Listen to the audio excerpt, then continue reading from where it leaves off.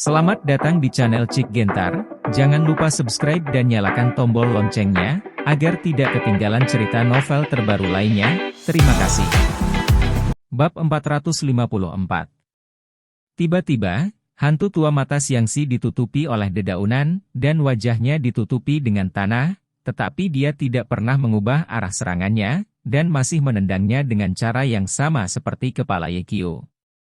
Ye Qiu tiba-tiba berjongkok, menggosok lututnya ke tanah, dan lewat di bawah hantu Xiangxi tua, lalu backflip, menendang kaki kanannya ke belakang hantu Xiangxi tua. Hantu tua di Xiangxi tidak menyangka Ye Qiu akan berputar di belakangnya dan menyerangnya.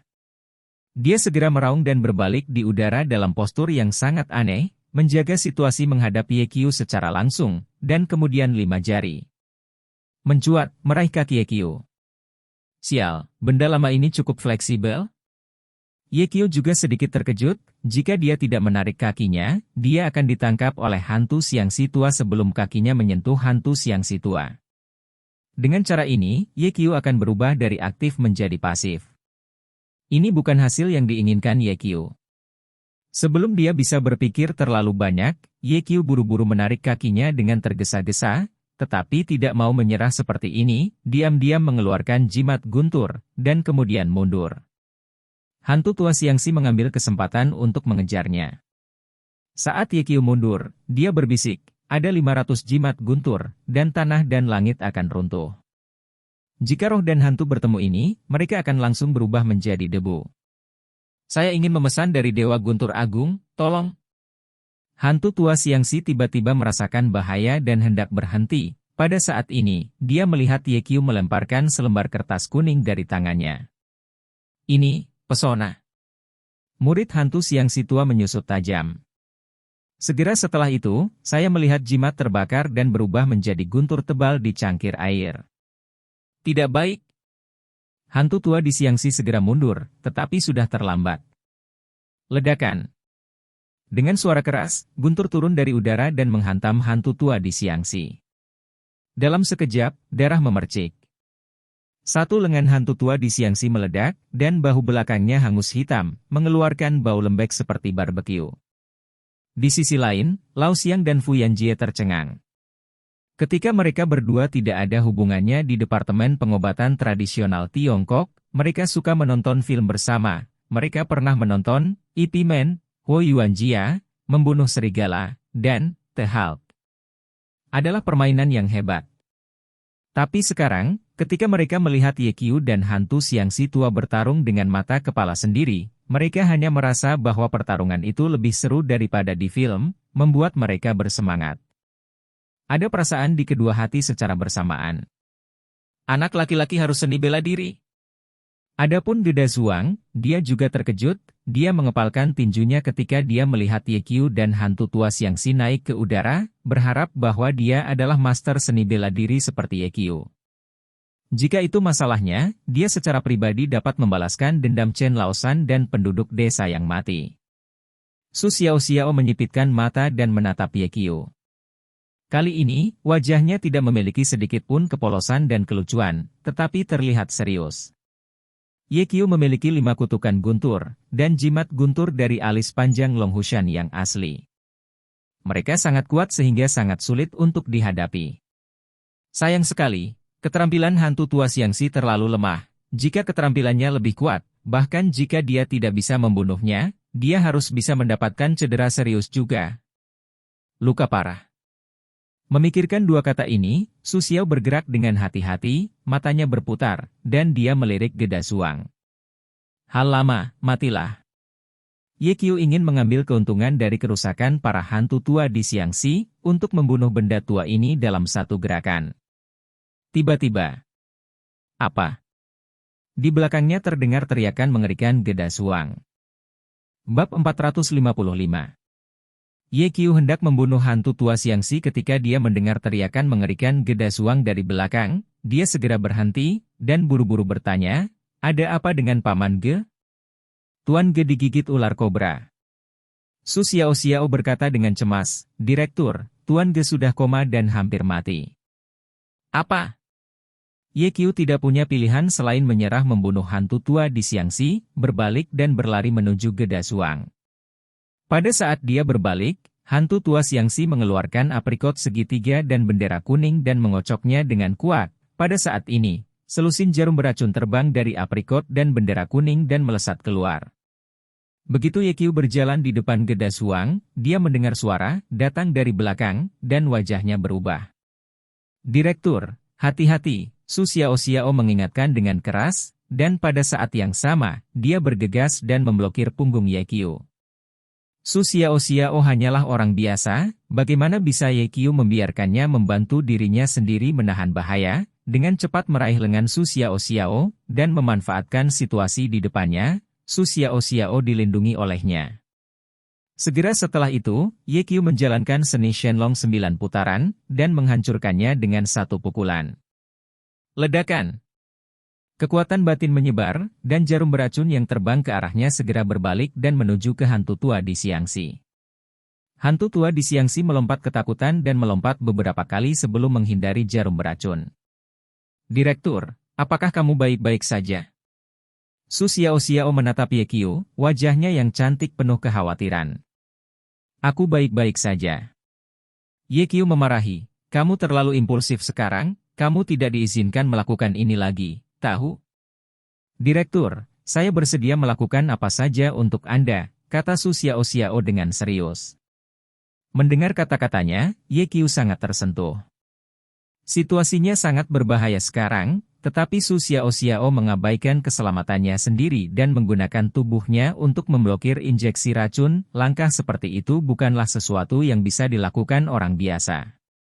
Jika Anda adalah seseorang, Anda akan tergerak. "Gadis bodoh, ini tidak diperbolehkan di masa depan, aku tidak ingin kamu terluka," kata Ye "Oh," Su Xiao berkata dengan lembut. "Direktur, kepala Ge sudah mati, jadi cepatlah berikan pertolongan pertama." Suara Lao Xiang terdengar. Ye melihat dan menemukan bahwa ada 2 lubang darah kecil di lutut Gedasuang, dan dia memang digigit ular berbisa. Adapun kobra dalam novel Su Xiao, dia tidak melihatnya. Pada saat ini, Gedasuang mengalami koma dan bibirnya menjadi hitam. Apakah itu benar-benar ular kobra? Ini benar-benar beracun, pikir Ye dalam hatinya, mengeluarkan jarum emas, dan dengan cepat menusuknya di dekat jantung Gedasuang. Kemudian, dia mengeluarkan 5 jarum emas dan menempelkannya di lutut Gedasuang. Tidak jauh. Melihat bahwa Ye mencoba yang terbaik untuk mengobati Gedasuang, hantu tua Xiangxi tersenyum dingin dan diam-diam mengatakan bahwa kesempatan itu akhirnya datang. Goyangkan bendera Xinghuang dengan kuat lagi. Shu, hu. Lusinan jarum beracun menyelimuti Ye seperti hujan deras. Pada saat yang sama, hantu tua Xiangxi terus mengibarkan aprikot dan bendera kuning, dan jarum beracun pergi ke Su Xiao lagi. "Pergi ke neraka!" Hantu tua di Xiangxi tertawa keras. Sebenarnya, Ye telah berjaga-jaga terhadap serangan diam-diam oleh hantu tua di Xiangxi. Mendengar suara menembus udara dari belakang, dia tahu bahwa benda tua itu telah menggunakan jarum beracun lagi. Dia akan membawa Gedasuang untuk melarikan diri. Pada saat ini, suara Su Xiao terdengar. Direktur cepat menyingkir. Su Xiao bergegas lagi, menghalangi punggung Ye Dalam hal ini, Ye secara alami tidak dapat membawa Gedasuang untuk melarikan diri. Jika tidak, Su Xiao akan terkena jarum beracun. Dia tidak terlalu peduli, dan dengan cepat meletakkan Su Xiao di lengannya, dan kemudian dengan cepat meninju. Ledakan. Bab 456. Lapisan cahaya keemasan melintas di kepalan tangan Ye sebagian besar jarum beracun dihancurkan, tetapi sejumlah kecil jarum beracun menjadi ikan yang menyelinap melalui jaring. Engah! 3 jarum beracun mengenai punggung Ye Tiba-tiba, Ye merasa pusing dan hampir jatuh. Tapi dia tahu bahwa dalam situasi ini, dia tidak bisa jatuh, jika tidak, Lao Xiang akan dibunuh oleh hantu tua Xiangxi. Apa? Su Xiao berteriak kesakitan. Ye menahan pikirannya dan melihat ke bawah, dan menemukan bahwa Su Xiao juga memiliki jarum beracun yang tertancap di bahunya. Ye Qiu mengulurkan jarinya dan dengan cepat menepuk bahu Su Xiao Xiao beberapa kali, lalu mengarahkan telapak tangannya ke jarum beracun, mendesak kekuatan batinnya. Memanggil. Jarum racun tersedot keluar. Kemudian, Ye Qiu membantu Su Xiao Xiao keluar dari racun. Lao Xiang, Xiao Pang, jaga Xiao Xiao dan Paman Ge. Setelah Ye Qiu selesai berbicara, dia berbalik dan menatap hantu tua Xiangxi. Hantu tua Xiangxi memandang Ye Qiu dengan sombong, dan berkata sambil tersenyum, "Kamu mendapatkan jarum beracunku, dan dalam setengah jam, kamu akan mati. Sebelum aku mati, aku akan membunuhmu." Ye Qiu berkata dengan dingin. Hantu tua Xiangxi tidak takut sama sekali, dan tersenyum, "Saya menyarankan Anda untuk tidak melakukan apapun dengan saya. Setelah Anda menggunakan kekuatan batin, racun pada jarum beracun akan dengan cepat masuk ke dalam hati Anda, dan dalam 10 menit, Anda akan ikuti ini. Ucapkan selamat tinggal pada dunia. Nak, jika kamu berlutut dan memohon padaku sekarang, mungkin aku sedang dalam suasana hati yang baik dan kamu bisa menjaga seluruh tubuhmu. Kalau tidak, setelah kamu mati, aku akan membunuh semua temanmu, dan kemudian menggunakan mayatmu untuk eksperimen, hahaha." Hantu Xiangxi tua tidak bisa menahan tawa di akhir. Terlalu dini bagimu untuk bahagia. Ye Qiu bergegas menuju hantu tua Xiangxi. "HMPH, kamu mendapatkan jarum beracunku dan kamu sudah menjadi orang yang sekarat. Karena kamu tidak sabar untuk mati, maka aku akan mengantarmu pergi." Suara mendesing. Hantu tua Xiangxi mengambil inisiatif untuk bergegas menuju Ye Qiu. Sebelumnya, dia sedikit takut pada Ye Qiu, tapi sekarang, dia tidak takut. Dari sudut pandang hantu Xiangxi tua, kekuatan Ye Qiu akan sangat berkurang jika dia terkena tembakan beracun. Kematian hanya masalah waktu. Selama Ye Qiu terbunuh, yang lain tidak akan khawatir sama sekali. "Gadis kecil, ketika aku menyingkirkan temanmu, mari cari tempat yang tenang dan lakukan pertukaran mendalam." Hantu tua dari Xiangxi bergegas menuju Ye Qiu, tapi dia tidak lupa untuk menyeringai pada Su Xiao Xiao. Su Xiao Xiao mendengus dingin, tanpa rasa takut sedikit pun di wajahnya. Ledakan! Ye Qiu dan hantu tua Xiangxi segera bertemu. Keduanya saling meninju. Ceng-ceng! Hantu tua Xiangxi mengambil selusin langkah untuk menstabilkan tubuhnya, semburan darah di dadanya, senyum di wajahnya menghilang, dan dia menatap Ye Qiu dengan ngeri. Bagaimana dia bisa masih memiliki kekuatan yang begitu kuat setelah dia mendapatkan jarum beracunku? Apakah itu kembali ke cahaya? Pasti begitu, dia tidak bisa bertahan lama. Hantu tua Xiangxi memikirkan hal ini, dan kepanikan di hatinya terhapus. "Nak, kamu akan segera mati." Hantu tua Xiangxi belum selesai berbicara, dan dia tiba-tiba melihat Ye Qiu menghilang dari pandangannya. "Rakyat." Begitu pikiran ini muncul dalam hantu Xiangxi tua, dia merasa tenggorokannya tercekat, dan Ye Qiu muncul di depannya lagi dari udara tipis. "Ini." Murid hantu Xiangxi tua menyusut tajam. "Barang-barang lama, pergilah ke jalan." Ye Qiu tiba-tiba menggunakan tangannya, hanya mendengar, klik, tulang tenggorokan hantu Xiangxi tua itu hancur.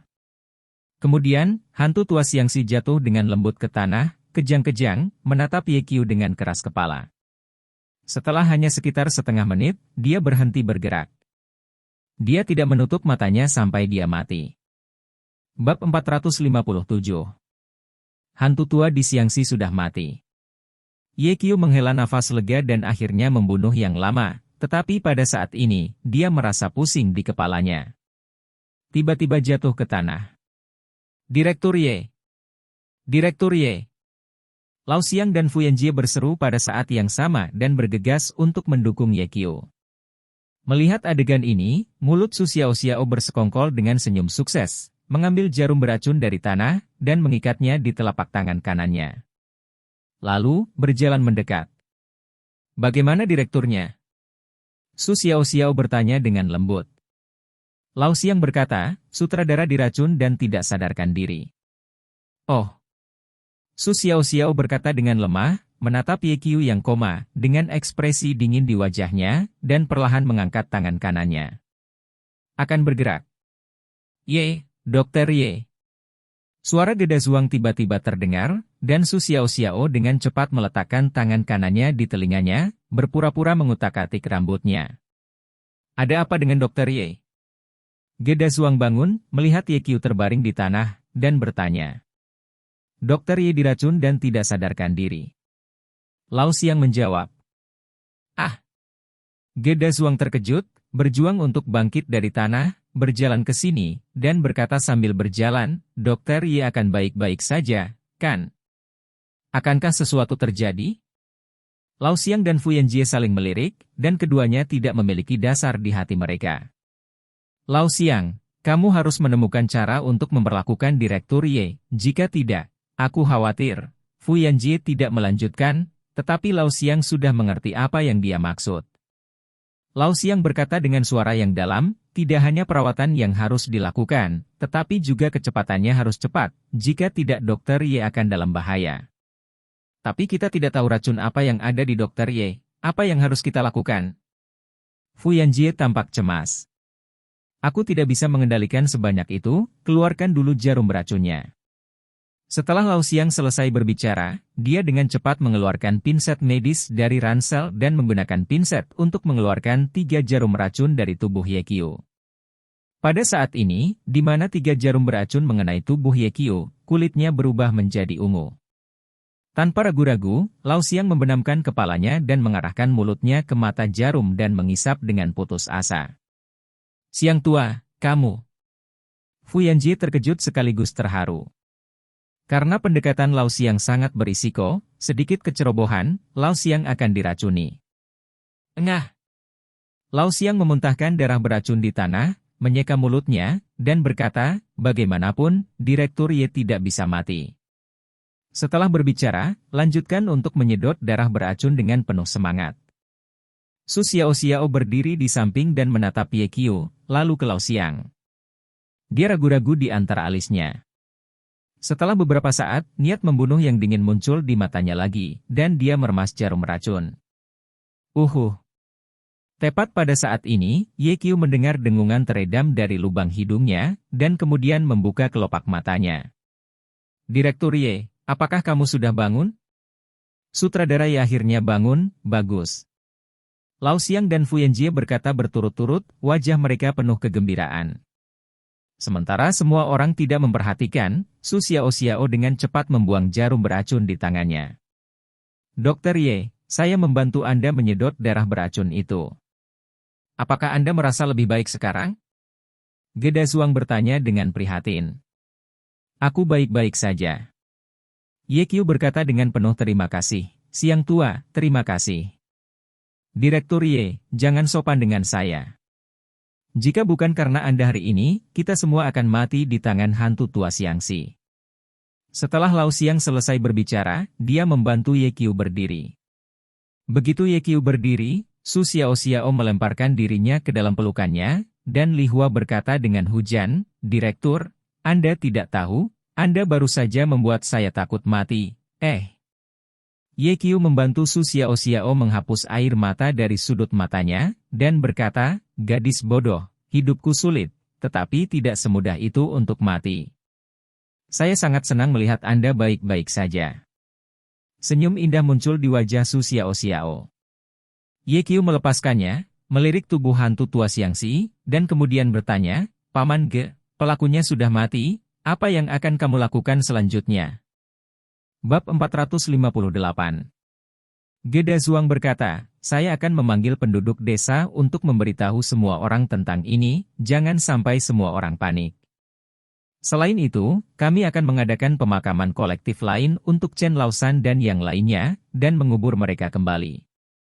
Adapun bajingan ini. Mata Gedazuang jatuh pada mayat hantu Xiangxi tua, dia berjalan mendekat dan menendang kakinya dengan keras, dan berkata, bakar orang ini untuk menghibur Chen Laosan dan roh mereka di langit. Pengaturan ini sangat bagus. Ye Qiu berkata, Paman Ge, kami tidak akan berpartisipasi dalam hal-hal ini. Kami akan kembali ke Jiangzhou saat fajar. Itu tidak akan berhasil. Gedazuang berkata, kali ini Anda membantu kami menemukan kebenaran di desa Mogan, dan juga memecahkan hantu tua Xiangxi. Saya harus mentraktir Anda makan jika Anda mengatakan sesuatu. Paman Ge, kami sudah makan beberapa kali di rumahmu, kata Yekyu. Itu berbeda. Gedazuang berkata, kamu membantu kami memecahkan masalah besar. Saya harus berterima kasih banyak. Makanan ini harus diatur pada siang hari, bagaimana dengan permainan? Setelah makan siang, bisakah kamu pergi lagi? Lao Xiang berkata kepada Yekyu, karena kepala Ge sangat antusias, Direktur, haruskah kita tinggal saja? Fu Yanjie berkata di sebelahnya, Lao Xiang suka makan buruan. Hanya kamu yang banyak bicara. Lao Xiang memelototi Fu Yanjie, yang terkekeh. Yekyu tersenyum dan berkata, oke, Paman Ge, kita akan makan siang dan kemudian kembali ke Jiangzhou. Gedazuang tersenyum terbuka. Kemudian, sekelompok orang kembali ke desa. Pada saat ini, itu hanya fajar. Gedazuang segera mengadakan pertemuan desa, dan Yekyu dan yang lainnya tinggal di rumah Gedazuang untuk sarapan. Pukul 11 pagi. Makan siang sudah siap, meja penuh dengan sayuran petani, 2 pot permainan ditempatkan di tengah meja, satu adalah kelinci dan yang lainnya adalah kaki kambing asli. Yekyu dan yang lainnya menikmati makanan ini. Lagi pula, sulit untuk makan permainan otentik seperti itu di kota.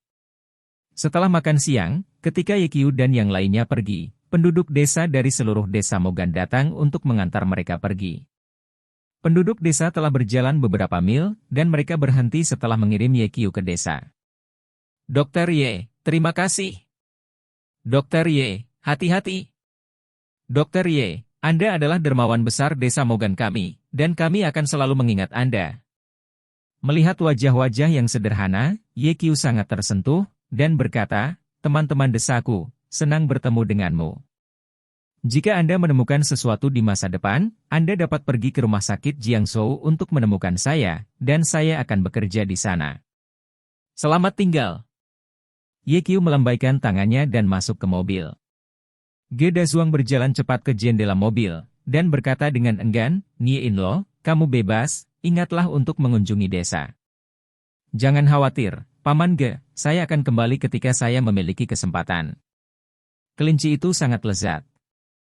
Yekyu melanjutkan, kapan Anda pergi ke Jiangzhou, ingatlah untuk menemukan saya dan saya akan mengundang Anda untuk minum.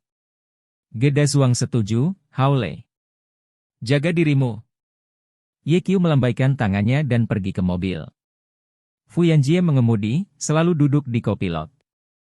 Yekyu dan Su Xiao duduk di barisan belakang.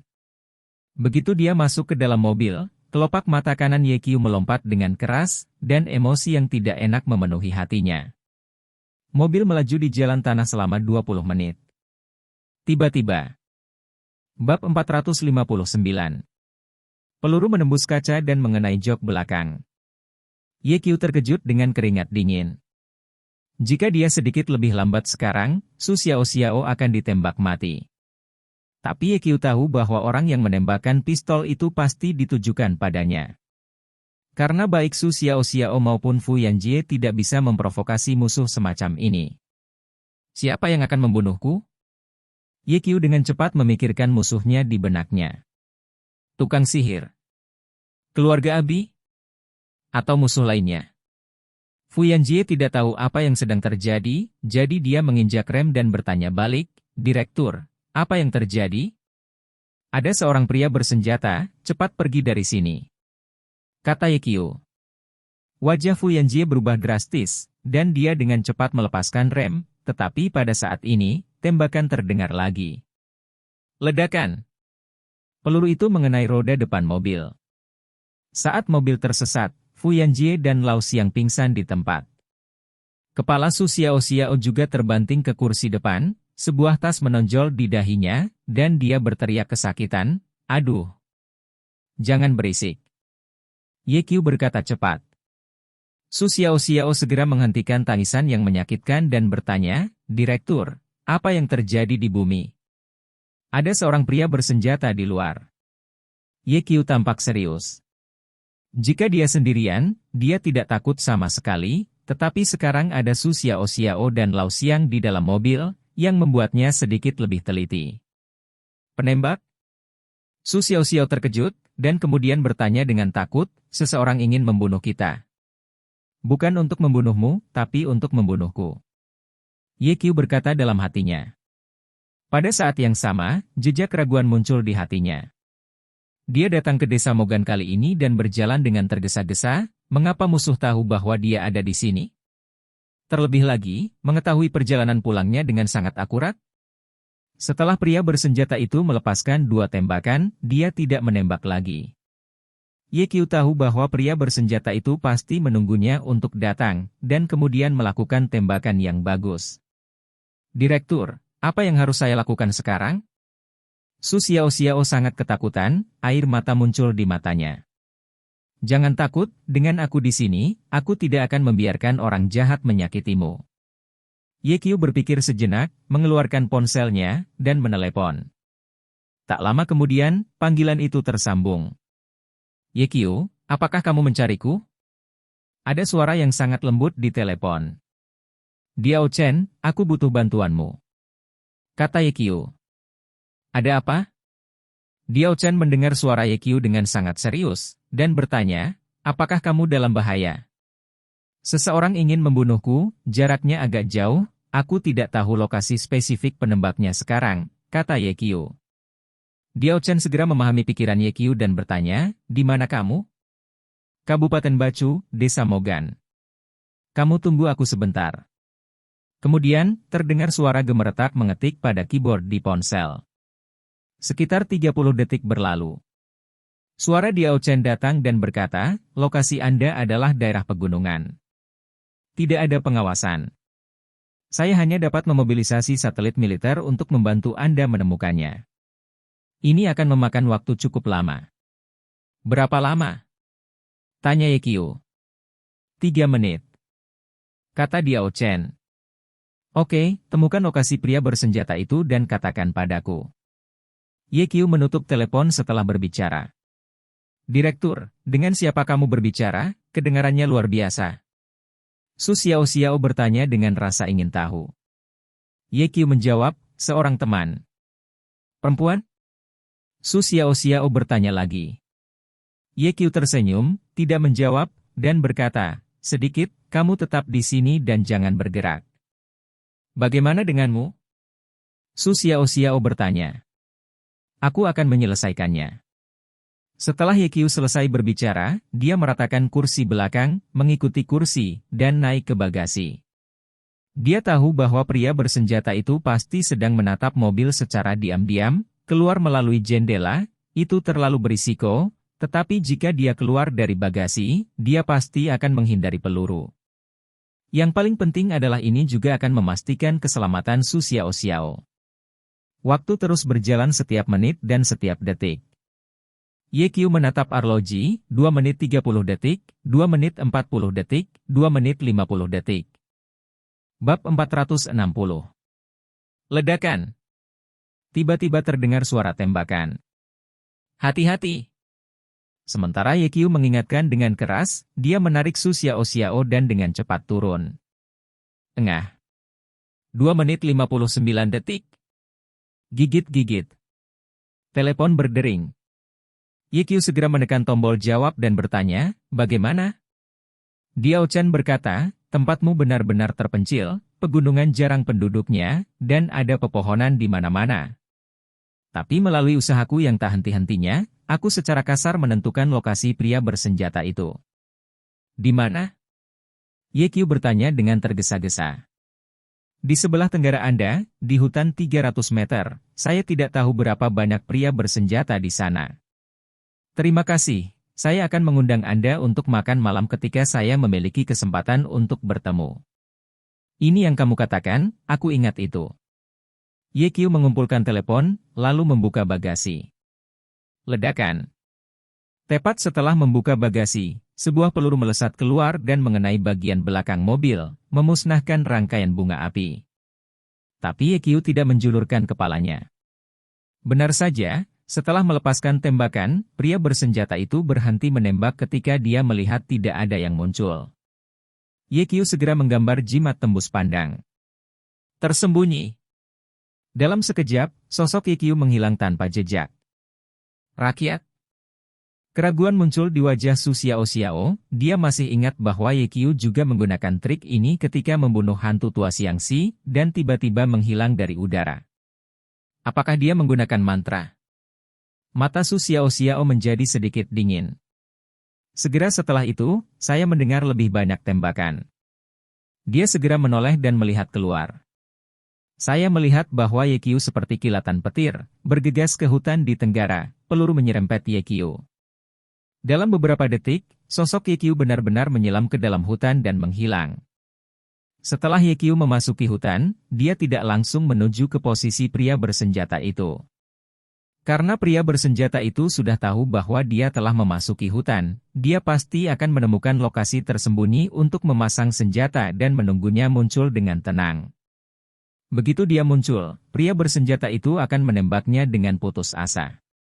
Ye Qiu tidak akan sebodoh itu untuk mengekspos kepalanya ke moncongnya. Terlebih lagi, ketika dia berlari dengan liar barusan, dia sedang menonton dan menemukan bahwa peluru itu berasal dari dua tempat. Dengan kata lain, ada dua pria bersenjata yang bersembunyi di hutan. Oleh karena itu, Ye Qiu membuat lingkaran khusus di hutan. Setelah beberapa saat, dia melihat pria bersenjata itu. Saya melihat dua pria berseragam kamuflase berbaring di balik batu. Pada saat yang sama, mereka membuat beberapa cabang dan menutupinya di kepala mereka. Jika mereka tidak mengamatinya dengan cermat, mereka tidak akan dapat menemukannya sama sekali. Dapat dilihat bahwa kedua pria bersenjata ini sangat profesional. Jarak antara dua pria bersenjata itu hanya 3 meter. Mereka masing-masing membawa pistol dan tidak bergerak. Mereka tampak seperti sedang menunggu Ye Qiu muncul. Mereka tidak tahu bahwa mangsa yang akan mereka bunuh sudah muncul di belakang.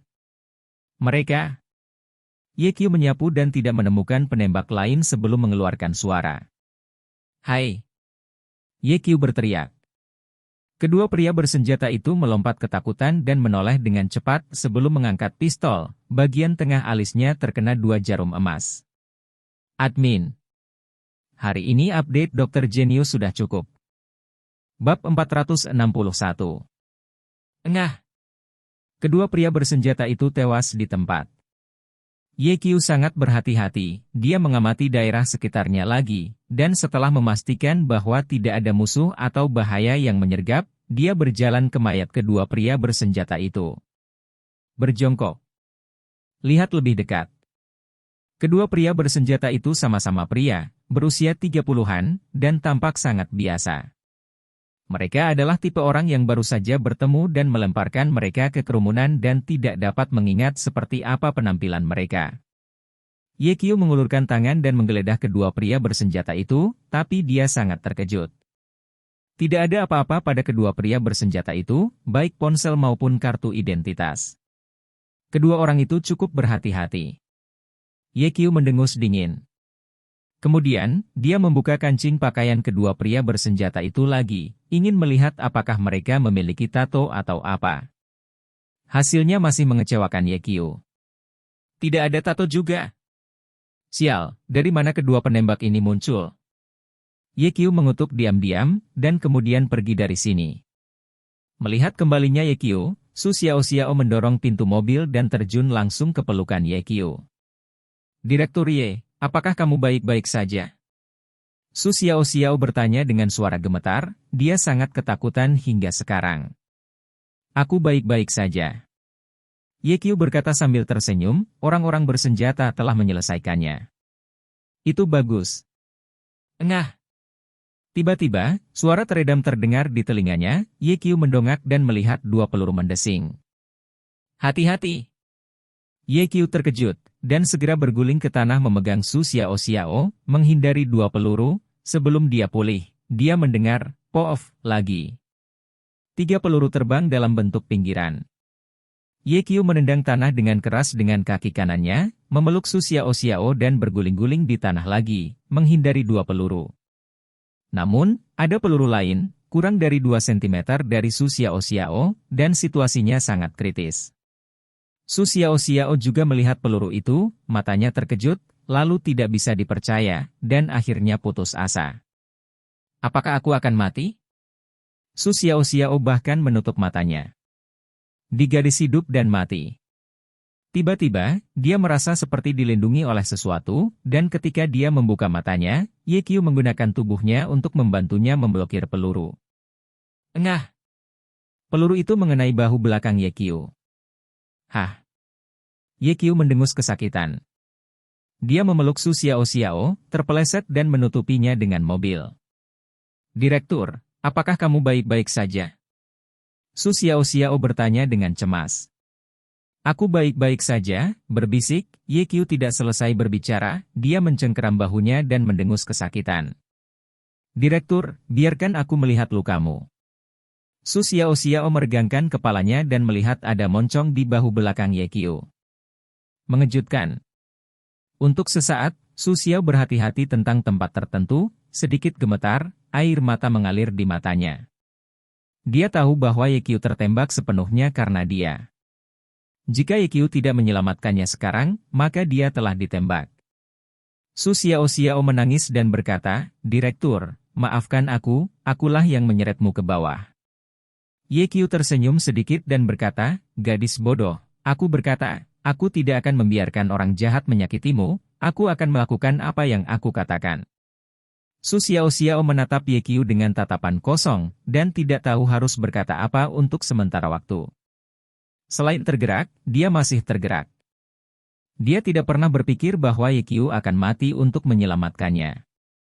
Sedikit, kamu tetap di sini dan jangan bergerak, ingat, jangan bergerak. Ye Qiu dengan sungguh-sungguh memperingatkan. Direktur, apakah Anda akan membunuh pria bersenjata itu lagi? Su Xiao bertanya. Bab 462. Ye Qiu berkata, jika kamu tidak membunuh pria bersenjata itu, tidak ada dari kita yang akan selamat hari ini. Tapi lukamu masih ada? Direktur, bolehkah aku membantumu mengobati lukanya? Sudah terlambat. Penembak barusan adalah master dan tidak akan memberi kita banyak waktu. Direktur, ingat, tetap di sini dan jangan bergerak.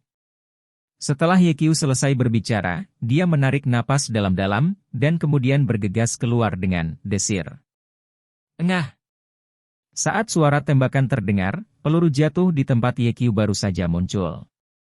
Senyum menghina muncul di sudut mulut Ye Qiu, dan seluruh tubuhnya dengan cepat melompat ke sisi lain seperti embusan angin. Dia telah menemukan lokasi pria bersenjata itu, di lereng bukit barat, 400 meter jauhnya. Pada saat yang sama Ye Qiu juga menyadari bahwa orang ini pasti ahli dalam bermain senjata. Ketika Ye Qiu bergegas keluar untuk membunuh kedua pria bersenjata itu, orang ini pasti telah melihat Ye Qiu, tetapi tidak memilih untuk menembak, tetapi menunggu sepanjang waktu, menunjukkan bahwa orang ini sangat tenang. Dan untuk penembak yang baik, elemen pertama adalah menjadi tenang. Hanya jika Anda dapat menahan napas, Anda dapat bersembunyi di kegelapan seperti serigala, diam-diam menunggu, mangsa, muncul, dan kemudian memilih waktu terbaik untuk membunuh dengan satu pukulan. Penembak ini jelas memiliki semua kualitas penembak yang baik, tidak hanya itu, penembaknya juga sangat licik, dengan muffler terpasang di pistol. Sayangnya, target yang ingin dibunuh pria bersenjata itu adalah Ye Qiu. Engah! Ada tembakan lain. Ye Qiu, yang telah bergegas ke depan, tiba-tiba melihat peluru ditembakkan tepat di depannya. Dia dengan cepat menggeser posisinya dan menghindari peluru, tetapi pada saat ini, dua peluru terbang melewati telinganya. Ye Qiu terkejut dengan keringat dingin. Baru saja, jika dia menggerakkan kepalanya sedikit, atau menggeser tubuhnya 1 cm ke samping, dia akan tertembak di kepala oleh dua peluru. Ye Qiu tidak bisa tidak mengagumi fakta bahwa pria bersenjata ini sangat kuat, bahkan lebih baik daripada penembak jitu profesional di ketentaraan. Anda tahu, kecepatan Ye Qiu seperti kilat, dan sosoknya sulit ditangkap dengan mata telanjang, tetapi dia hampir terkena peluru, ini menunjukkan seberapa tinggi level penembak. Engah! Pria bersenjata itu menembak lagi. Peluru itu terbang ke arah Ye Qiu dalam bentuk produk. Ye Qiu menggunakan kecepatan tertinggi dan tubuh misterius untuk menghindari 3 peluru. Setelah salah satu peluru meleset, peluru itu mengenai batu, dan diterbangkan lagi oleh batu. Dengan letusan, ia mendarat di depan Su Xiao. Su Xiao melihat ke bawah dan melihat bahwa peluru itu panjangnya 3 cm.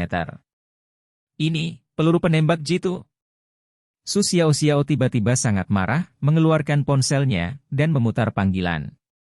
Ketika panggilan terhubung, tawa seorang wanita datang dari dalam. Sedikit, mengapa kamu berpikir untuk memanggilku? Apakah Ye Qiu sudah mati? Siapa pria bersenjata yang kamu cari? Suara Su Xiao dingin. Apa yang kamu tanyakan tentang ini? Wanita di ujung telepon bertanya. Pria bersenjata itu sangat kuat, bukankah dia orang biasa? Bukankah kamu mengatakan bahwa Ye Qiu sangat kuat dan tidak mudah dibunuh? Jadi, saya menyewa seorang pembunuh, dia bernama Smith, peringkat kelima dalam peringkat pembunuh dunia, dan diberi nama kode Gandemon. Dalam beberapa tahun terakhir, ada banyak politisi internasional dan taipan bisnis mati di bawah senjatanya. Wanita di ujung telepon berkata, merupakan kehormatan bagi Ye Qiu untuk mati di bawah senjata Smith. Apakah kamu tahu bahwa aku hampir mati di bawah senjatanya sekarang? Su Xiao berkata dengan marah, biarkan Smith berhenti menyerang Ye Qiu segera. Mengapa? Karena Ye Qiu menyelamatkan hidupku. Bab 463. Ye Qiu menyelamatkan hidupmu. Kapan? Di telepon, wanita itu bertanya. Baru saja.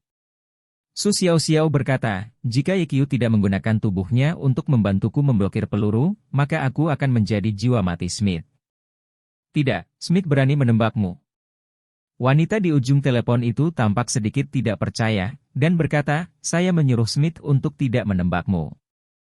Biarkan Smith segera berhenti menembak. Novel Su Xiao. Tidak mungkin. Wanita itu berkata, Xiao, kamu tahu, aku berjanji untuk memberi Smith 70 juta sebelum dia setuju untuk mengambil gambar. Kamu benar-benar bersedia membayar untuk kepala Ye Qiu seharga 70 juta. Su Xiao mencibir dan berkata, ngomong-ngomong, aku hanya punya satu permintaan. Biarkan Smith segera berhenti menembak. Aku baru saja berkata, itu tidak mungkin. Sebelum wanita itu selesai berbicara, Su Xiao menyela orang lain dan berkata, saya tidak berdiskusi dengan Anda, ini adalah keputusan saya. Xiao, apakah kamu jatuh cinta dengan Ye Qiu itu? Wanita itu bertanya tiba-tiba. Su Xiao menjawab, saya tidak punya. Jika tidak, mengapa kamu melindunginya seperti ini? Wanita itu berkata, dia adalah musuh kita, tahukah kamu? Novel Su Xiao, itu karena saya tahu bahwa Ye Qiu adalah musuh kita, itu sebabnya saya bercampur ke rumah sakit Jiangzhou dan mengintai di sampingnya, menunggu kesempatan untuk membunuhnya. Tapi hari ini, dia tidak bisa mati. Beri aku alasan untuk tidak membunuhnya. Alasannya adalah dia menyelamatkan hidupku. Su Xiao, tidakkah menurutmu alasanmu konyol? Ye Qiu adalah musuh kita. Kau biarkan aku melepaskannya. Mungkinkah? Suara wanita itu berangsur-angsur menjadi lebih dingin dan berkata, Ye Qiu, aku hari ini sudah selesai. Siapapun yang menentang kami, saya tidak akan melepaskannya. Su Xiao, saya memperingatkan Anda bahwa Anda memiliki status khusus dan Anda tidak dapat menikah dalam kehidupan ini. Jika Anda memberitahu saya dengan pria mana Anda terpikat, maka jangan salahkan saya karena mengabaikan kasih sayang saudara perempuan dan dengan benar menghancurkan kerabat. Juga, ketika Ye Qiu mati, kamu akan kembali dengan cepat. Ada hal penting yang harus kulakukan untukmu. Terkunci. Wanita itu menutup telepon. Di telepon, wajah Su Xiao pucat karena marah. Kemudian, dia diam-diam mengulurkan kepalanya, melihat bahwa Ye Qiu terus-menerus diserang oleh peluru, dan itu berbahaya. Kekhawatiran mendalam muncul di mata Su Xiao. Meskipun tujuan saya memasuki rumah sakit Jiangzhou adalah untuk mendekatinya, dan kemudian mencari peluang untuk membunuhnya. Namun, semua yang dia lakukan menunjukkan bahwa dia bukan orang jahat. Tapi orang seperti itu, mengapa dia harus menentang kita? Mungkinkah kita melakukan sesuatu yang salah? Su Xiao mulai merenung di dalam hatinya. Ngomong-ngomong, dia memblokir tembakan untukku sekarang, dan aku berutang budi padanya. Sekarang, aku akan membalas budi ini padanya. Su Xiaoxiao memikirkan ini, mengulurkan tangannya, dan kupu-kupu putih muncul di telapak tangannya. Kecil, bantu aku, Su Xiaoxiao membisikkan beberapa kata kepada kupu-kupu putih. Segera, kupu-kupu putih mengepakkan sayapnya dan terbang ke udara dengan suara kicau. Setelah beberapa saat, ratusan kupu-kupu terbang keluar dari hutan.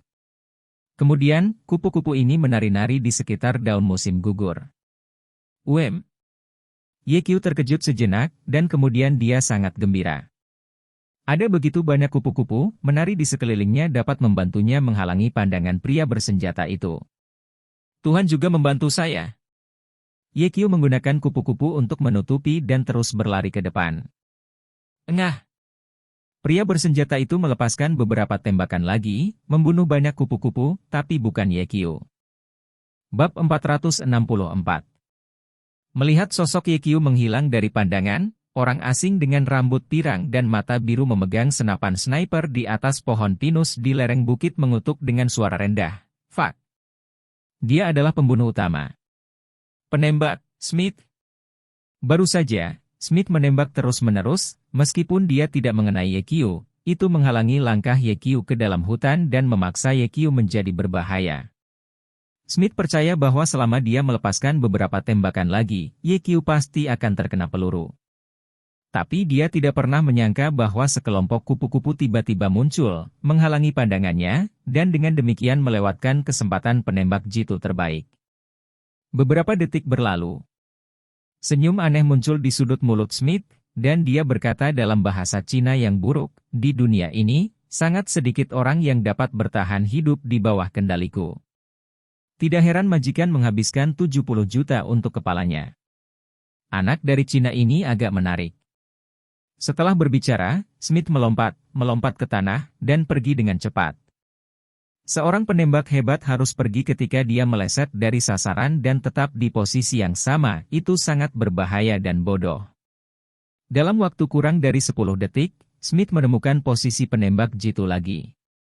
Faktanya, sebelum Smith memutuskan untuk menembak Ye Qiu di lereng bukit, dia telah menemukan tidak kurang dari 5 titik tembak di hutan, dan sekarang dia paling puas dengan lokasi ini.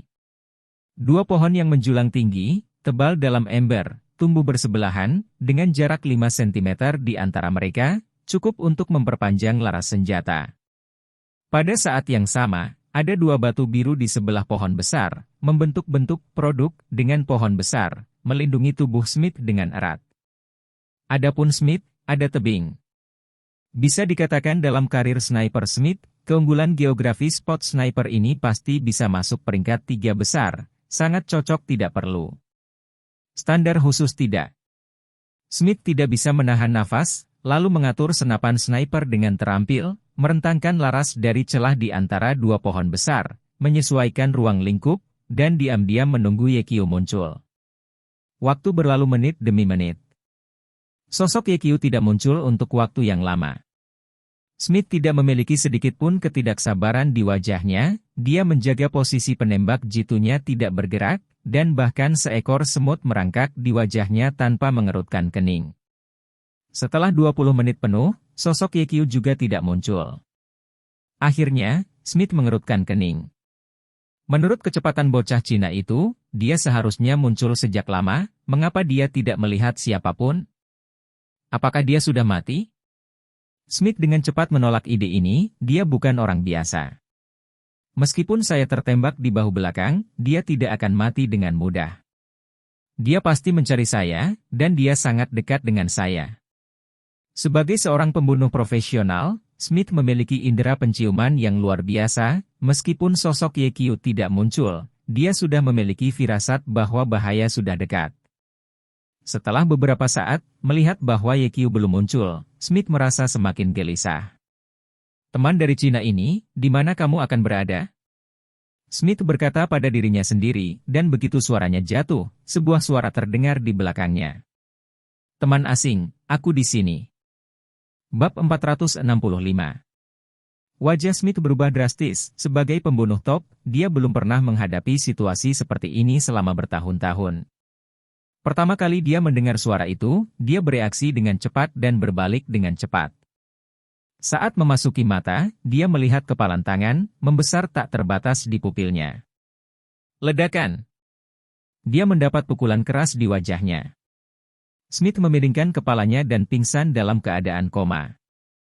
Keahlian menembakmu bagus, tapi otakmu tidak bagus. Meskipun tempat yang kamu cari ini adalah tempat penembak jitu yang bagus, sayang sekali kamu mengekspos punggungmu ke musuh. Ye-Kyo memandang Smith yang sedang koma dan berkomentar. Alasan mengapa dia tidak muncul sekarang adalah karena dia menyadari bahwa pria bersenjata itu adalah seorang master. Jika dia bergegas ke lereng bukit, dia pasti akan diserang oleh orang-orang bersenjata lagi. Oleh karena itu, Ye-Kyo diam-diam memanjat dari bawah tebing. Tanpa diduga, begitu dia memanjat tebing, dia melihat seringai pirang tergeletak tak bergerak di tanah dengan senapan sniper. Kemudian, adegan ini terjadi begitu saja. Ye-Kyo melihat sekeliling, melihat ransel kamuflase di sebelah Smith, dan mengambilnya. Menariknya, ada ceret, belati, tali di ransel. Hah, apa itu? Ye-Kyo terkejut, matanya tertuju pada mezanine ransel, yang berisi medali emas kecil. Ye-Kyo mengeluarkannya dan melihat sebuah pistol terukir di bagian depan medali emas dengan dua kata di bagian belakang. Penembak. Apakah itu nama kode orang ini? Begitu suara Ye-Kyo jatuh, sebuah suara datang dari telinganya. Kamu benar, nama kodeku adalah Spear Demon. Ye-Kyo terkejut, dan buru-buru menundukkan kepalanya. Saya melihat Smith membuka matanya tanpa mengetahui kapan, memegang pistol di tangannya dan menunjuk ke arah Ye-Kyo, dengan senyum cerah di wajahnya. Ye-Kyo menyipitkan matanya dan bertanya, kamu tidak pingsan sekarang? Smith tertawa dan berkata, kekuatan pukulanmu begitu kuat hingga membuatku sakit. Sedangkan untuk koma, aku berpura-pura menunjukkannya padamu. Sebagai pembunuh top, akan terlalu memalukan untuk dilumpuhkan oleh pukulan dengan mudah. Aku tidak melihatnya, kamu cukup licik, kata Ye-Kyo. Tidak, itu tidak licik, itu pintar. Smith berkata dalam bahasa Cina yang buruk, dalam bahasa Cina Anda, itu berarti tentara tidak bosan dengan tipu daya. Sekarang, hidupmu ada di tanganku. Apakah kamu punya kata-kata terakhir? Smith tampak menang. Tidak ada kata terakhir, tapi ada keraguan. Ye-Kyo berkata, bolehkah aku bertanya padamu? Ya. Smith menyeringai, menurut pendapatnya, Ye-Kyo harus mati. Kamu adalah orang asing dan aku belum pernah bertemu denganmu. Kamu melakukan perjalanan jauh ke Cina untuk membunuhku. Seseorang pasti telah memintamu untuk datang? Ye-Kyo berkata, katakan, siapa majikanmu? Ya, seseorang meminta saya untuk datang, tetapi saya tidak dapat memberitahu Anda nama majikan Anda. Smith tersenyum dan berkata, aturan pertama pembunuh, jangan pernah mengungkapkan informasi apapun tentang majikan, terutama namanya. Berapa yang majikan berikan padamu? Aku bisa memberimu 2 kali, kata Ye-Kyo. Oh.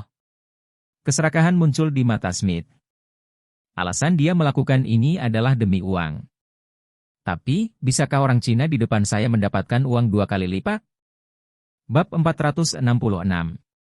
Apakah Anda tahu berapa banyak yang diberikan majikan saya kepada saya? Smith bertanya.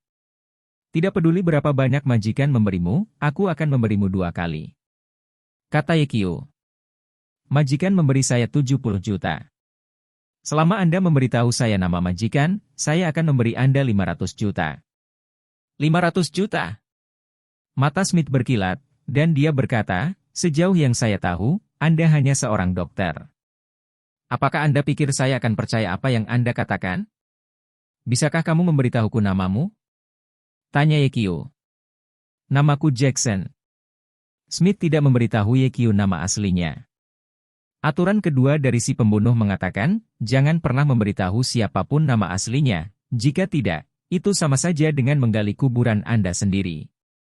Ye-Kyo juga tahu bahwa Jackson hanyalah nama samaran, tapi dia tidak peduli. Tuan Jackson, saya rasa Anda salah memahami maksud saya. Uang 500 juta yang ingin saya berikan kepada Anda bukanlah mata uang Cina, tapi dolar AS. Dolar Amerika. Smith menelan ludah. Dia telah menjadi pembunuh selama 10 tahun, dan penghasilan paling banyak dalam hidupnya adalah 30 juta dolar AS untuk membunuh kepala negara Timur Tengah. Kepala negara dilindungi oleh tuan yang tak terhitung jumlahnya. Smith bersembunyi di tangki septik, bersembunyi selama 5 hari 5 malam, akhirnya menemukan kesempatan dan membunuh kepala negara dengan satu tembakan. Meskipun pembunuhan itu berhasil, dia juga ditemukan oleh pengawal Führer. Kemudian, dia diburu sepanjang jalan. Smith melarikan diri dari Timur Tengah ke Afrika Selatan, dan kemudian dari Afrika Selatan ke Amerika Utara. Dia hampir mati beberapa kali. Dia tidak bisa makan cukup, tidak bisa tidur nyenyak, dan dia menyimpan senjatanya setiap saat. Hidup berlangsung lebih dari 300 hari, dan Smith akan disiksa.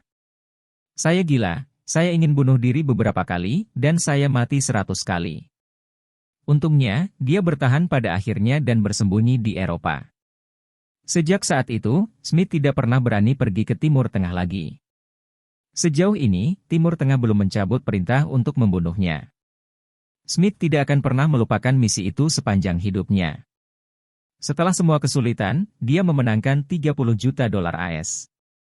Tapi sekarang, selama Anda menyebutkan nama majikan Anda bisa mendapatkan $500 miliar. Bagaimana ini membuat Smith tidak terkesan? Jika saya bisa mendapatkan 500 juta dolar AS, maka saya bisa membeli manor paling mewah, minum anggur terbaik, memainkan gadis tercantik. Tetapi segera, Smith menjadi tenang dan berkata kepada Yekio, saya tidak percaya Anda memiliki begitu banyak uang. Jangan percaya, saya akan menunjukkan deposit bank saya. Yekio memasukkan tangannya ke dalam saku. Jangan bergerak, seru Smith. Aku baru saja mengambil teleponnya, kata Yekio. Yekio, kamu tidak perlu bertindak, aku tahu kamu tidak punya $500 miliar. Selain itu, sebagai pembunuh top yang baik, saya tidak akan pernah mengkhianati majikan saya. Selamat tinggal. Smith tersenyum sedikit dan dengan tegas menarik pelatuknya. Ledakan. Peluru itu mengenai Yekio, dan Yekio jatuh dari tebing. Smith akhirnya menghela napas lega. Yekio, aku harus mengatakan bahwa kamu adalah pemuda yang sangat baik. Setidaknya, di antara orang-orang yang aku bunuh sebelumnya, seseorang yang sebaik kamu jarang. Sayang sekali kamu bertemu denganku. Semoga Anda beristirahat di surga, dan Tuhan akan memberkati Anda. Smith berdiri, meletakkan pistolnya, dan melukis salib di bahu dan dahinya dengan tangan kanannya, berdoa untuk Yekio dengan ekspresi saleh di wajahnya. Setelah beberapa saat, Smith tertawa lagi. Bisnis ini sangat mudah diselesaikan, 70 juta akan segera tersedia, dan saya bisa pergi ke menu lagi. Dia dengan cepat membongkar senapan sniper, memasukkan bagian-bagiannya ke dalam ransel, dan kemudian memakainya, siap untuk pergi dengan ekspresi santai di wajahnya. Baru saja berbalik. Tiba-tiba, sebuah suara yang akrab terdengar di belakang Smith, teman asing yang terkasih, Anda baru saja pergi seperti ini, bukankah itu pantas? Bab 467. Smith bertanya-tanya bagaimana dia akan menghabiskan 70 juta yuan setelah dia mendapatkannya. Apakah Anda akan menemukan seorang gadis cantik di Los Angeles? Atau pergi ke Las Vegas untuk berjudi dulu? Atau pergi ke Australia untuk minum anggur terbaik? Tiba-tiba, sebuah suara yang familiar datang dari belakang, teman asing yang terhormat, Anda baru saja pergi seperti ini, bukan? Itu adalah suara Yekio. Dia tidak mati? Smith terkejut dan dengan cepat menoleh.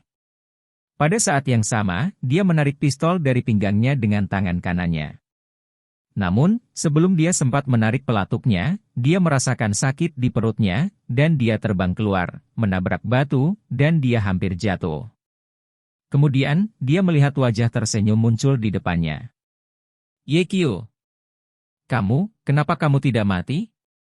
Smith luar biasa, Anda tahu, dia adalah seorang spearman terkenal di dunia, dia tidak pernah melewatkan tangannya, tetapi hari ini. Jika saya mati dengan mudah, apakah majikan masih perlu mengeluarkan 70 juta untuk mengundang Anda datang ke Cina untuk membunuh saya? Kebenaran yang begitu sederhana, kamu tidak ingin gagal untuk mengerti, kan? Saya harus mengatakan bahwa keahlian menembak Anda benar-benar bagus. Tembakan tadi hampir mengenai saya. Ye Qiu berkata dengan senyum di wajahnya. Sebelumnya, ketika Smith mengarahkan pistol ke Ye Qiu sedang memikirkan tindakan balasan di benaknya. Dia pertama kali berpikir bahwa itu adalah mantra. Dia bisa menggunakan mantra tembus pandang untuk bersembunyi terlebih dahulu, dan kemudian menggunakan mantra 5 guntur untuk membunuh Smith. Kemudian dia memikirkan mantra penahan. Kutukan akar dapat membuat tubuh Smith tidak dapat bergerak untuk waktu yang singkat, sehingga dia dapat dengan mudah membunuh Smith. Kemudian, dia berpikir untuk menggunakan seni Shenlong 9 tingkat. Singkatnya, Ye Qiu memikirkan selusin tindakan pencegahan. Tapi pada akhirnya, Ye Qiu tidak melakukan ini, karena metode ini terlalu menantang baginya. Smith adalah ahli senjata. Jarang terlihat. Ye Qiu ingin mencobanya. Dia tidak menggunakan mantra dan teknik naga peringkat 9, bisakah dia menghindari peluru? Karena itu, ketika peluru pertama kali menyentuh pakaian Ye Qiu berinisiatif untuk mundur, seolah-olah jatuh dari tebing, tetapi dia menghindari peluru dengan sempurna. Ye Qiu sebelumnya telah memanjat dari bawah tebing dan mengetahui kondisi tebing dengan sangat baik. Ketika dia jatuh, dia meraih batu itu dengan satu tangan dan menstabilkan tubuhnya. Dia menggunakan trik ini untuk melumpuhkan Smith, membuat Smith berpikir bahwa dia telah memukul Ye Qiu. Benar saja, setelah melihat Ye Qiu jatuh dari tebing, Smith memakai ranselnya dan bersiap untuk pergi. Bagaimana kamu menghindari peluru? Smith sangat terganggu. Setelah menjadi pembunuh selama bertahun-tahun, dia telah mengembangkan indera penciuman di luar orang biasa. Pada saat ini, dia mencium jejak kematian. Kurasa kamu tidak perlu peduli tentang bagaimana aku menghindari peluru. Yang paling kamu pedulikan sekarang adalah situasimu. Sebagai seorang pembunuh, kamu harus tahu bahwa kamu berada dalam situasi yang buruk sekarang. Ye Qiu tersenyum dan berkata, selama Anda memberitahu saya identitas majikan Anda, saya akan membiarkan Anda pergi, bagaimana? Smith dengan cepat menstabilkan pikirannya dan bertanya, kamu tidak akan berbohong padaku? Aku tidak pernah berbohong. Ye Qiu terus bertanya, siapa majikannya? Aku berkata, kamu benar-benar tidak akan membunuhku? Smith sedikit tidak mempercaya Ye Qiu. Dalam kesannya, orang-orang Cina semuanya adalah hantu yang licik. Jangan khawatir, aku tidak akan membunuhmu. Wajah Ye Qiu baik, memberi orang rasa percaya yang tidak bisa dijelaskan. Bab 468. Smith ragu-ragu sejenak sebelum berkata, baiklah, izinkan saya memberitahu Anda, majikan saya sebenarnya. Sikat. Sebelum Smith selesai berbicara, dia tidak tahu di mana dia mengeluarkan belati, seperti macan tutul yang ganas, dan menerkam Ye Qiu. Ye Qiu sepertinya sudah menduganya sejak lama, berdiri diam, dengan jentikan jarinya. Memanggil. Sebuah jarum emas mendesing keluar. Smith, yang menerkamnya, tiba-tiba jatuh. Apa? Smith mencengkeram matanya dan melolong keras, jarum emas menusuk mata kanannya. Jarum emas sepanjang 5 inci, 4 inci memasuki mata Smith, dan darah mengalir keluar, dengan cepat menyebar melintasi celah di antara jari-jari, dan mengalir ke pangkal hidung. Mengejutkan. Ye Qiu dengan cepat mendatangi Smith, menginjak leher Smith dengan kasar, dan berkata dengan dingin, terakhir memberimu kesempatan. Katakan padaku, siapa majikannya? Smith tidak mengatakan apa-apa. Ye Qiu menghela nafas dan berkata, kamu dapat melihat bahwa kamu adalah pembunuh yang sangat baik. Sayang sekali kamu hanya membuat beberapa kesalahan fatal. Pertama, aku bilang jangan pernah mengekspos punggungmu ke musuh, kamu tidak mendengarkan. Kedua, kamu tidak memilih untuk menyerangku dengan senjata terbaikmu, tapi dengan belati. Bodoh sekali melakukannya. Sebagai ahli permainan senjata, kamu masih harus menyembunyikan senjata di tubuhmu. Ketiga, saya memberi Anda kesempatan, tetapi Anda tidak memberitahu saya siapa majikannya. Ini adalah hal paling bodoh tentang Anda.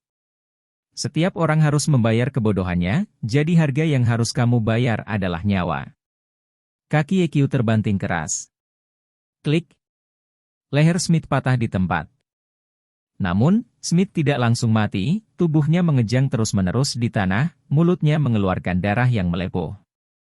Setelah beberapa saat, dia berhenti bernapas. Ye-Kyu dengan hati-hati mengamati daerah sekitarnya dan tidak melihat musuh lagi, jadi dia duduk di samping tubuh Smith. Dia mengambil sebatang rokok dari sakunya dan menyalakannya, merokok dan berpikir. Peristiwa penembakan yang terjadi hari ini tidak hanya sangat mendadak, tetapi juga penuh keanehan. Musuh mengatur penyergapan dalam perjalanannya kembali, yang hanya bisa menjelaskan satu masalah musuh mengetahui perjalanannya dengan baik. Tapi, siapa yang akan membocorkan keberadaanku? Beberapa tersangka muncul di benak Ye-Kyu. Tua untuk Fu Yanji, Su Xiaoxiao, Gedazuang dan penduduk desa Mogan Village. Ketika Ye-Kyu datang ke desa Mogan kali ini, banyak orang tahu tentang rencana perjalanannya, Liu Chao, termasuk sekretaris Liu Chao, Qin Wan, dan beberapa orang di rumah sakit. Tetapi hanya Lao Xiang, Fu Yanjie, Su Xiaoxiao, Gedazuang, dan penduduk desa Mogan yang tahu tentang perjalanan pulangnya. Liu Chao, dan sekretaris Liu Chao, termasuk Qin Wan, tidak tahu kapan Ye-Kyu meninggalkan desa Mogan. Oleh karena itu, hanya sedikit orang yang dapat secara akurat memahami jadwalnya. Ye-Kyu pertama-tama mengecualikan Gedazuang dan penduduk desa-desa Mogan. Dia sekarang adalah dermawan besar desa Mogan. Dia telah menyelamatkan hidup Gedazuang beberapa kali, dan tidak memiliki keluhan dengan penduduk desa yang jujur itu. Oleh karena itu, Gedazuang dan penduduk desa tidak akan menyakitinya, dan tidak ada alasan untuk mengungkapkan keberadaannya. Lalu tinggal 3 orang lagi. Lao Xiang dan Fu Yanjie adalah orang lanjut usia di Departemen Pengobatan Tradisional Tiongkok.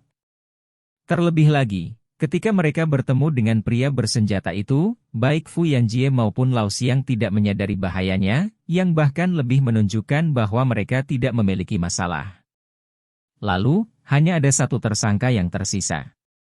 Su Xiaoxiao. Bab 469. Ye-Kyu tenggelam dalam pikirannya. Sekarang kecurigaan semua orang dihilangkan, dan hanya Su Xiaoxiao yang tersisa.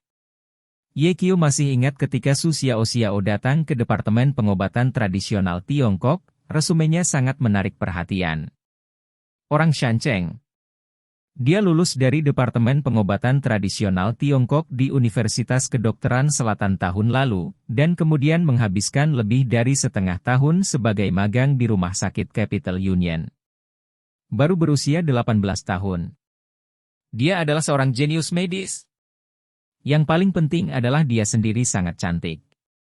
Gadis imut dengan payudara besar dan payudara indah ini akan mengungkapkan rencana perjalananku kepada orang lain. Bukan begitu? Ye-Kyu mulai memikirkan semua yang telah dilakukan Su Xiaoxiao sejak dia datang ke Departemen Pengobatan Tradisional Tiongkok. Sepertinya tidak ada keanehan. Terutama ketika dia datang ke desa Mogan kali ini dan menghadapi serangan dari hantu tua Xiangxi, Su Xiaoxiao melangkah maju 2 kali untuk melawan bahaya bagi Ye-Kyu. Karena alasan ini, dia diracuni dengan jarum. Apakah dia akan menyakitiku? Ye-Kyu menggelengkan kepalanya. Tidak peduli bagaimana kamu melihatnya, Su Xiaoxiao sepertinya bukan pria yang berpikiran mendalam. Jika Anda harus menemukan satu tempat aneh, itu adalah Gedazuang digigit ular. Gedazuang telah tinggal di desa Mogan hampir sepanjang hidupnya dan tidak pernah digigit ular.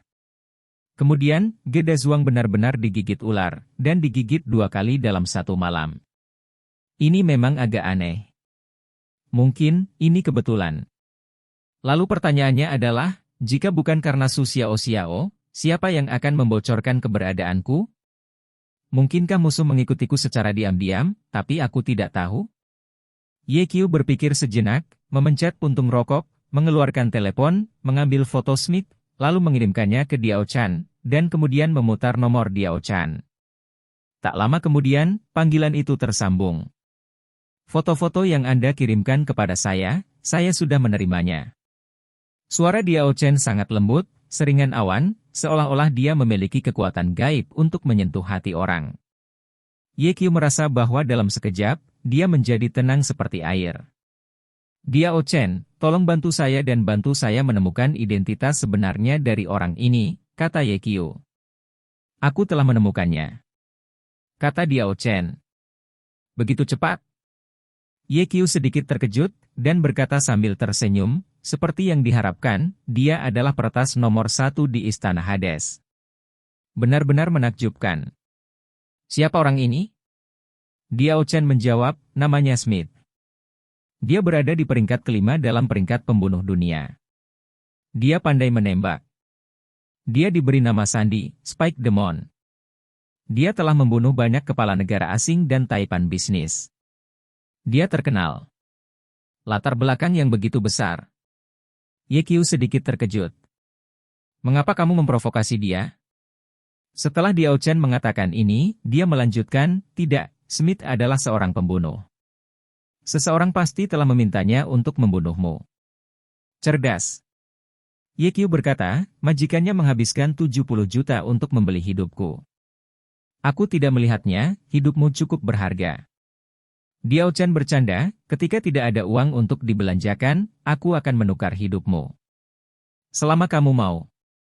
Setelah Ye Qiu mengatakan ini, dia ingin menampar dirinya sendiri, mengapa dia terdengar seperti menganiaya Diao Chen.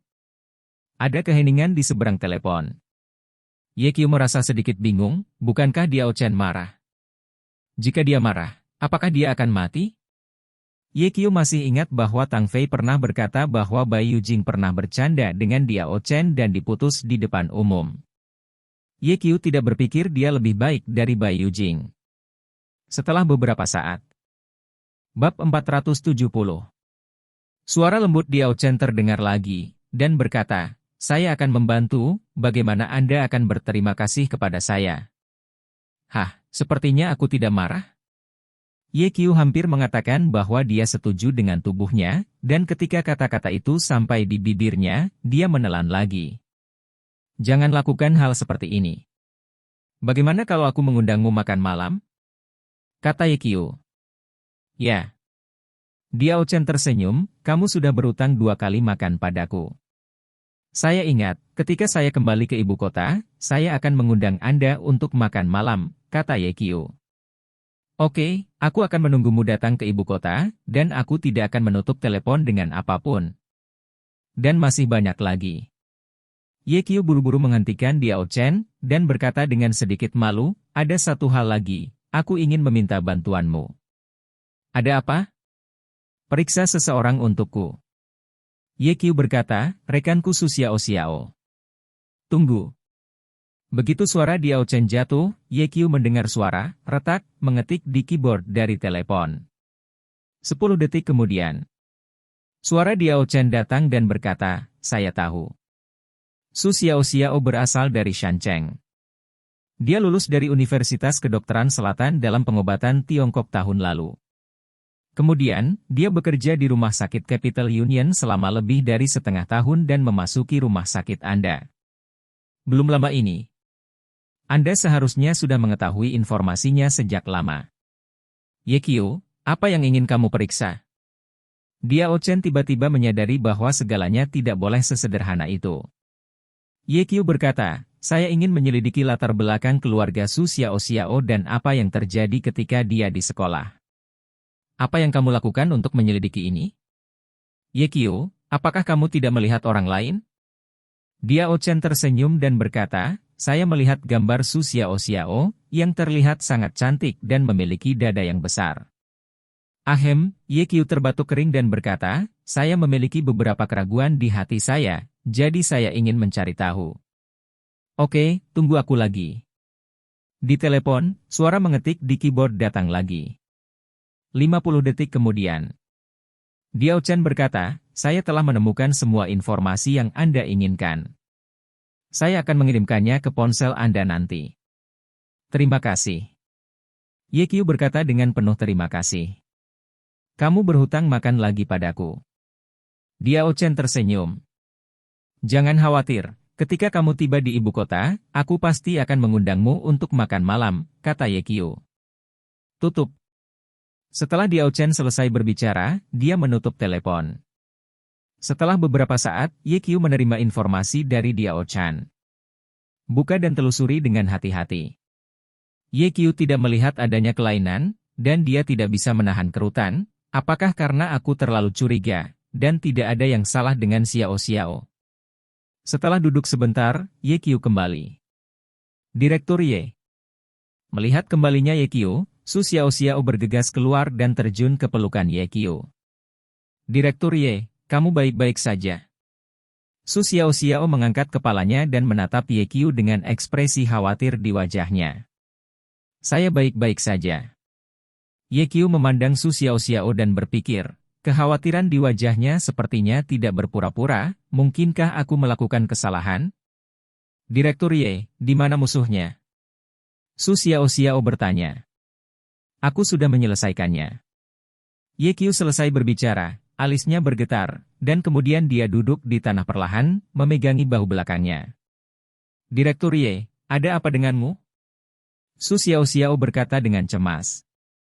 Ye Qiu tidak mengatakan sepatah kata pun, mengubah kekuatan batinnya, dan seketika, kekuatan batinnya dengan panik berkumpul di luka tembak di bahu belakangnya. Memanggil. Peluru itu dipaksa keluar. Hahuh, Ye Qiu mendengus, kepalanya berkeringat deras, dan wajahnya pucat. Direktur, apakah Anda lebih baik? Saya akan membuatkan Anda air minum. Su Xiao Xiao berbalik dan hendak pergi ke mobil untuk mengambil air untuk Ye Qiu, tapi Ye Qiu meraih tangan kecilnya. Ye Qiu berkata dengan lemah, sedikit, hubungi rumah sakit di kota segera. Aku bersikeras tidak. Sebelum Ye Qiu selesai berbicara, dia jatuh ke tanah dan koma.